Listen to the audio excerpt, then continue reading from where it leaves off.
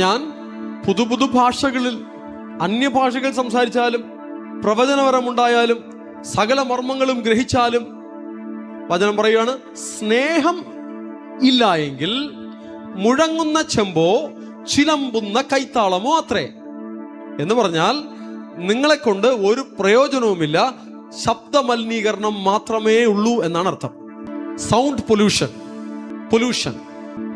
Pollution ഉണ്ടാക്കുവാനല്ല ദൈവം തൻ്റെ മക്കളെ വിളിച്ചിരിക്കുന്നത്, യേശുവിൻ്റെ സ്നേഹത്തെ വെളിപ്പെടുത്തുവാനാണ്. ദൈവജനം അടിസ്ഥാനപരമായി മനസ്സിലാക്കുക, വചനപ്രകാരം നമ്മുടെ സ്വഭാവം മാറിയാൽ ആശീർവാദങ്ങൾ ധാരാളമായി വരും.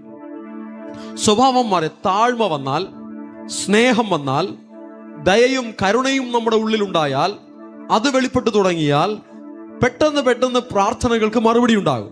പ്രാർത്ഥിച്ചിട്ടും അഹങ്കാരത്തോടെ സംസാരിച്ചാൽ പ്രാർത്ഥനയ്ക്ക് മറുപടി ഉണ്ടാകില്ല. നിങ്ങൾ സ്ട്രഗിൾ ചെയ്യും. പ്രാർത്ഥനയിലും ഉപവാസത്തിലും നിങ്ങൾ സ്ട്രഗിൾ ചെയ്യേണ്ടി വരും.